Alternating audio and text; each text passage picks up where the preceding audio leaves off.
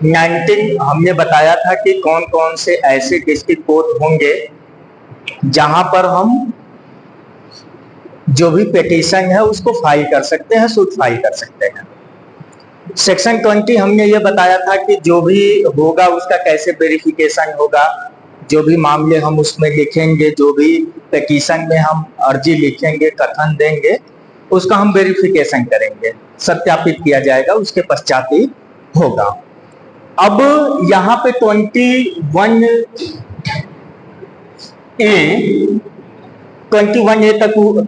तक हो गया था।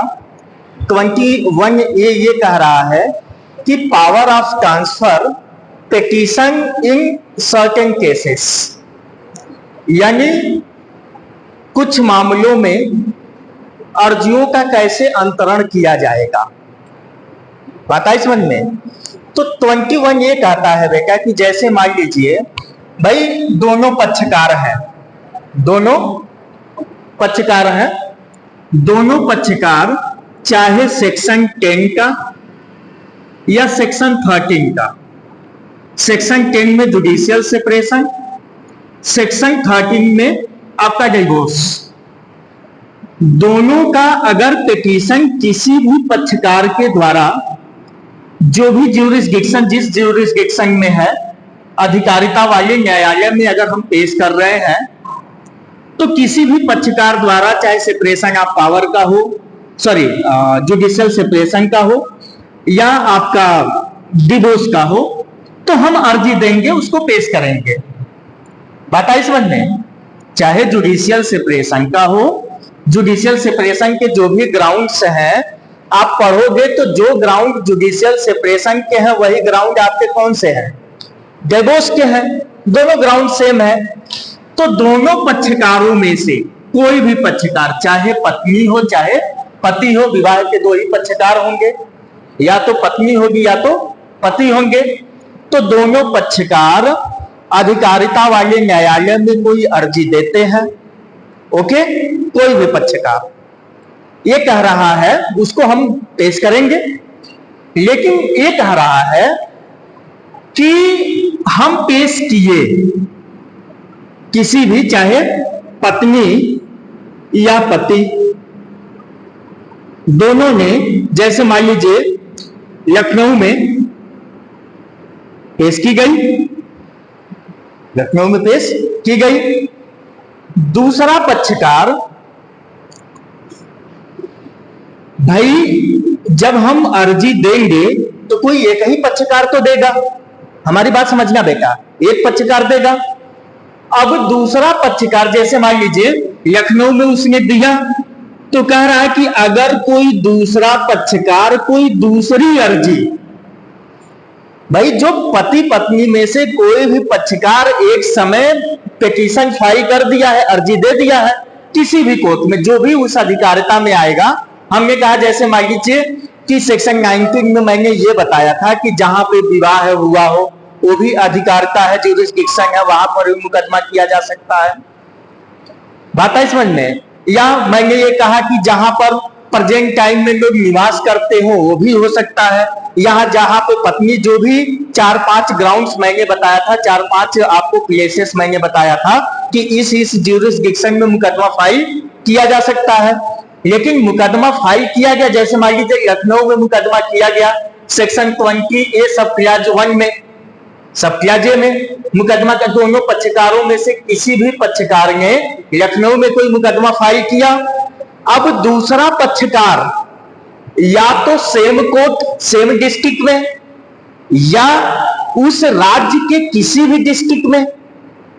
नहीं समझ में आया। जैसे मान लीजिए कि एक पक्षकार ने लखनऊ में किया है, दूसरा पक्षकार जो है, दूसरा पक्षकार क्या कर रहा है, या तो लखनऊ में करे, बात आई समझ में, या लखनऊ उत्तर प्रदेश में है तो उत्तर प्रदेश के किसी कोर्ट में कर दे, हो सकता है वो बाराबंकी में कर दे।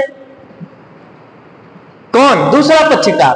पहला पक्षकार तो लखनऊ में कर ही दिया है, दूसरा पक्षकार या तो लखनऊ में उसी कोर्ट में कर दे दूसरी अर्जी, या उत्तर प्रदेश के उस राज्य के किसी भी न्यायालय में, या बाराबंकी में कर सकता है, फैजाबाद में कर सकता है, वहां कर दे, या राज्य के बाहर किसी भी डिस्ट्रिक्ट कोर्ट में, हम ये नहीं कह रहे हैं कि केवल उत्तर प्रदेश में ही, किसी भी जिला न्यायालय में, चाहे वह उत्तर प्रदेश का हो या जिसमें पहले जो पिटीशन है उसमें दायर किया गया है उसी कोर्ट में हो, या राज्य के बाहर किसी भी डिस्ट्रिक्ट कोर्ट में किया गया है, तो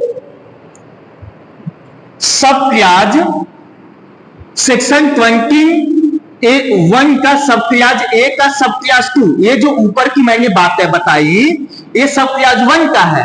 तो सब क्लाज 2 ये कह रहा है कि अगर जैसे मान लीजिए सेम कोर्ट में किया गया है, दो मुकदमा पहले ने किया था दूसरे ने भी कर दिया, तो अगर सेम कोर्ट है तो कोर्ट क्या करेगा, दोनों मुकदमों की सुनवाई एक साथ करेगा।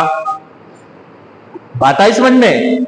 भाई एक पार्टी ने उसी विषय वस्तु पे किया है, आप दूसरा कर दिए, तो कोर्ट करेगा कि दोनों, अगर एक ही कोर्ट में, लखनऊ कोर्ट में ही दोनों है, तो दोनों मुकदमों की सुनवाई क्या होगा, एक साथ होगा। समझ में आया? फिर क्या कह रहा है कि जैसे मान लीजिए कि लखनऊ में नहीं है, दूसरे जगह है, तो फिर क्या होगा, तो ये कह रहा है कि अगर लखनऊ में नहीं है, अगर सेम कोर्ट में है तो दोनों की सुनवाई एक साथ हो जाएगी, कोई बात नहीं। लेकिन अगर सेम कोर्ट में नहीं है, लखनऊ में नहीं है, हो सकता है बाराबंकी में है, हो सकता है गोंडा में हो सकता है दिल्ली के किसी कोर्ट में हो, तो क्या कह रहा है कि जो अर्जी पहले दी गई है, नहीं समझ में आया? जैसे मान लीजिए पहला मुकदमा लखनऊ में किया गया और दूसरा मुकदमा भी लखनऊ में किया गया, तो दोनों का निस्तारण एक साथ हो सकेगा, एक साथ हो जाएगा। लेकिन अगर पहला मुकदमा लखनऊ में किया गया और दूसरे पक्षकार ने मुकदमा दिल्ली में कर दिया, तो पहला मुकदमा कहां है, लखनऊ में है, तो जो दिल्ली वाला मुकदमा है, यानी पहले मुकदमे जहां चल रहा है वहीं पे दूसरे वाले मुकदमे का क्या हो जाएगा, अंतरण हो जाएगा, उसको ट्रांसफर कर दिया जाएगा, फिर दोनों की सुनवाई एक साथ हो सकेगी। बात आई समझ में? कोई डाउट? हमें नहीं लगता कोई डाउट है। ओके भाई, सीधा सीधा एक जगह पे है, दोनों का मुकदमा हम क्या करेंगे, सुन लेंगे एक साथ। अगर एक जगह पे नहीं है, एक जगह से भिन्न दूसरे पक्षकार ने किसी और जगह कर दिया है, तो जहां ये नहीं है कि जो पहला वाला मुकदमा है उसको ट्रांसफर करेंगे ना, जहां दूसरे वाले, मतलब लखनऊ में पहले हुआ है तो दूसरा वाला मुकदमा हम क्या करेंगे, लखनऊ में ट्रांसफर कर देंगे, फिर दोनों की सुनवाई हम एक साथ कर सकेंगे। ओके, अब ये कह रहा है कि 21A का सबक्लास 3 ये कह रहा है कि अगर मुकदमे का ट्रांसफर अगर किया जाना है तो उसको उसी तरह करेंगे जैसे सीपीसी, सिविल प्रोसीजर कोड 1908 जैसे क्रिमिनल में सीआरपीसी है, अब बीएनएसएस हो गया है, तो हमारे जो सिविल के मामले हैं उसकी प्रक्रिया किससे होती है, सीपीसी से होती है, सिविल प्रोसीजर कोड 1908 के द्वारा गवर्न होता है। तो हम कहेंगे कि जो भी, जहां भी मुकदमा पहले से, पहला वाला मुकदमा जहां लंबित है वहां पे दूसरे वाले मुकदमे का अगर हम ट्रांसफर करेंगे तो हम किसके अधिकारता से करेंगे, सीपीसी के जो पावर है, हम कहेंगे सीपीसी के अनुसार ही इसको सशक्त किया गया है कि मुकदमे का ट्रांसफर कर सके। कोई समस्या? बात आई समझ में? अब सेक्शन 21 सब क्लाज बी, सेक्शन 21 सब क्लाज बी ये कह रहा है बेटा कि अगर उसका विचारण किया जाना है, भाई मुकदमा हो गया, मुकदमा हो गया तो उसका विचारण किया जाना है, तो कह रहा है कि विचारण से संबंधित विशेष उपबंध क्या होगा, क्योंकि फैमिली कोर्ट का मामला है उसको ज्यादा तो हम खींचेंगे नहीं, तो कह रहा है सेक्शन 21 21 सब क्लास बी में कि special provision relating to trial and disposal to petition under this act, इस अधिनियम के द्वारा कोई विशेष उपबंध दिया गया है। ये उपबंध क्या है कि अगर कोई भी मुकदमा दोनों पक्षकारों में चल रहा है तो पहली चीज बेटा उस न्यायालय के द्वारा जिसकी अधिकारिता में है उसका दिन प्रतिदिन, डे टू डे, दिन प्रतिदिन उसकी क्या करेगा, सुनवाई करेगा। समझ में आया? दिन प्रतिदिन उसकी क्या करेगा, सुनवाई करेगा। अगर दिन प्रतिदिन उसकी सुनवाई कर रहा है, अगर उसको कुछ टालेगा कि नहीं इसको कुछ दिन बाद सुना जाना है तो उसके टालने के कारण को भी वो क्या करेगा, लिखेगा,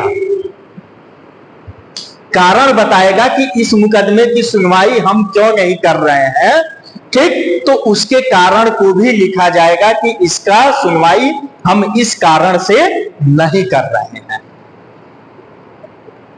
भाई जो फैमिली कोर्ट के केसेस हैं उस केस में क्या होता है भाई, 21 सब क्लास भी यही कह रहा है, विशेष उपबंध यही बता रहा है कि इस मामले में इसकी सुनवाई क्या होगा, दिन प्रतिदिन होगी। इतनी होगी, दिन प्रतिदिन इसकी सुनवाई होगी। अगर दिन प्रतिदिन इसकी सुनवाई नहीं हो रही है और जो अदालत इसको सुन रहा है, जो जिला न्यायालय इसको सुन रहा है तो नहीं हो रही है, तो उसके कारण को भी अंकित करेगा कि इस कारण इसकी सुनवाई नहीं हो रही है। ओके, अब जब सुनवाई प्रारंभ होगी तो बेटा दो पक्षकार है, पहला पक्षकार है आपका वादी और दूसरा पक्षकार है आपका प्रतिवादी, एक है पेटिशनर और दूसरा है रिस्पोंडेंट। तो कह रहा है कि जब सूचना तामील हो जाएगा, भाई सम्मन भेजा जाता है ना, सूचना दी जाती है, भाई मुकदमा कोई दिया गया, किया गया किसी पक्षकार के द्वारा, तो दूसरे पक्षकार को इसकी सूचना दी जाएगी। तो जब दूसरे पक्षकार को सूचना मिलेगी तो सूचना मिलने के बाद पूरी कोशिश की जाएगी कि 6 महीने के अंदर इस मुकदमे का निस्तारण हो सके। कितना दिन बता रहा है, 6 महीने, 6 मंथ। कब से, जब से उसके सूचना की तामील हो गई, 6 महीने के अंदर उस मुकदमे को हम क्या करेंगे, निस्तारित कर देंगे। ओके भाई, हम नहीं जानेंगे हमारे खिलाफ मुकदमा है या हमारा एक पार्टी ने मुकदमा किया है तो कैसे होगा। तो 6 महीने के अंदर जिस दिन से सूचना मिली पूरी कोशिश किया जाएगा कि 6 महीने के अंदर इसका निस्तारण हो सके। उसके बाद अब मान लीजिए 6 महीने के अंदर निस्तारण हो गया, अब किसी पक्षकार के द्वारा अपील की गई है। भाई कोई मुकदमे का डिक्री पास आती है तो उसके विरुद्ध अपील भी होता है। तो जैसे मान लीजिए कोई एक पक्षकार अपील में चला गया, तो कोई भी पक्षकार जब अपील में जाएगा तो अपील में जाने के बाद होगा क्या कि जिस दिन से अपील में गया और अपील में दूसरे पक्षकार को सूचना मिली कि आपका मुकदमा अपील में है, तो सूचना मिलने के समय से उसका निस्तारण 3 महीने के अंदर हम क्या करेंगे, कर देंगे। कोशिश किया जाएगा कि 3 महीने के अंदर, अगर मामला अपील का है तो पहले में क्या है 6 महीने, दूसरे में क्या है कि अपील की सूचना जब प्रत्यार्थी को मिल जाएगा, जब रेस्पोंडेंट को मिल जाएगा, तो उस डेट से 3 महीने के अंदर उस मुकदमे का निस्तारण करने का पूरा प्रयास किया जाएगा। ओके, समझ में आया। नेक्स्ट है आपका सेक्शन 21 सब क्लास सी। सेक्शन 21 सब क्लास सी में एक डॉक्यूमेंट्री एविडेंस की बात कर रहा है। तो डॉक्यूमेंट्री एविडेंस की जो बात कर रहा है बेटा, इसका मतलब यह है कि जो किसी भी पक्षकार के द्वारा जो भी डॉक्यूमेंट्री एविडेंस दिया जा रहा है तो इस आधार पे हम उसे डिनाई नहीं कर देंगे कि इसका सर्टिफाई नहीं है, इस पे स्टाम्प नहीं लगा। जैसे मान लीजिए हो सकता है कि विवाह का रजिस्ट्रेशन, बहुत लोग विवाह का रजिस्ट्रेशन नहीं कराते हैं, हमने खुद नहीं कराया है। कितने लोग हैं जो विवाह का रजिस्ट्रेशन कराते हैं, कोई नहीं कराता है। लेकिन विवाह के जो क्या होते हैं, हो सकता है विवाह के लिए हमारे पास फोटोज हो विवाह का, या कोई भी ऐसा प्रूफ है जो दिया जा रहा है, तो कोर्ट ये नहीं कहेगा कि ये सर्टिफाई नहीं है, इस आधार को उसे डिनाई नहीं किया जा सकता। अगर कोई डॉक्यूमेंट्री एविडेंस दिया जा रहा है तो हमेशा क्या होगा, ग्राह्य होगा, मान्य होगा, उसे ग्रहण किया जाएगा। ये कोई जरूरी नहीं है कि वो स्टाम्पित हो या सर्टिफाई। ओके, सर्टिफाई कॉपी यही है, भाई आपने विवाह किया, विवाह करने के बाद आप रजिस्ट्रेशन करा लीजिए, सर्टिफाई कॉपी हो गई। लेकिन अगर आपने विवाह किया, सर्टिफाई नहीं कराया, हमारे पास रजिस्ट्रेशन नहीं है, कोई सर्टिफाई कॉपी नहीं है, लेकिन मेरे पास फोटोज है या और भी सारे एविडेंस है जो बताते हैं कि ये पति पत्नी है, या यह विवाद का जो भी है जिस कारण हम मुकदमा एक दूसरे पे कर रहे हैं, चाहे सेक्शन 10 का हो या सेक्शन 13 का हो, जो भी उचित कारण है, जो भी 8, 9, 10 कारण जो भी बताए गए हैं, उससे संबंधित जो भी हम डॉक्यूमेंट्री एविडेंस दे रहे हैं वो हर हाल में ग्राह्य होंगे। ये कोई जरूरी नहीं है कि सर्टिफाई हो या सर्टिफाई ना हो। ओके, सेक्शन 20 बेटा ये बता रहा है कि proceeding to be in camera, दो चीज होता है बेटा, एक होता है इन कैमरा, एक होता है ओपन कैमरा। ओपन कैमरे का मतलब खुली सुनवाई होती है, इन कैमरे का मतलब बंद कमरे में जो भी मैट्रिमोनियल डिस्प्यूट होते हैं, चाहे वो सेक्शन 10 से संबंधित हो या सेक्शन 13 से संबंधित हो, उसकी सुनवाई किस में होगी, इन कैमरे में होगी, बंद कमरे में होगी। जो भी पक्षकार के जो भी जानने वाले होंगे वही लोग वहां उपस्थित रहेंगे और उसको क्या किया जाएगा, बिल्कुल गोपनीय रखा जाएगा। जब तक प्रकाशन करने की जरूरत ना हो उसे प्रकाशित नहीं किया जा सकता। उसकी सुनवाई क्या होगी, बंद कमरे में होगी। ओके, अगर कोई व्यक्ति उसका प्रकाशन करता है बिना परमिशन से तो वह 1000 रुपए के जुर्माने से क्या होगा, दंडनीय होगा। आप उसका प्रकाशन नहीं कर सकते। प्रकाशन करेंगे अगर हाई कोर्ट या सुप्रीम कोर्ट का कोई डिसीजन है तो उसे प्रायर उससे अनुमति से आप कर सकेंगे, लेकिन ऐसे आप बिना परमिशन के आप कोई उसका प्रकाशन करते हैं, पब्लिकेशन करते हैं, तो आपको जुर्माने से दंडित किया जा सकेगा। ओके, और इसकी सुनवाई हमेशा किस में होगी, बंद कमरे में होगी। ओके।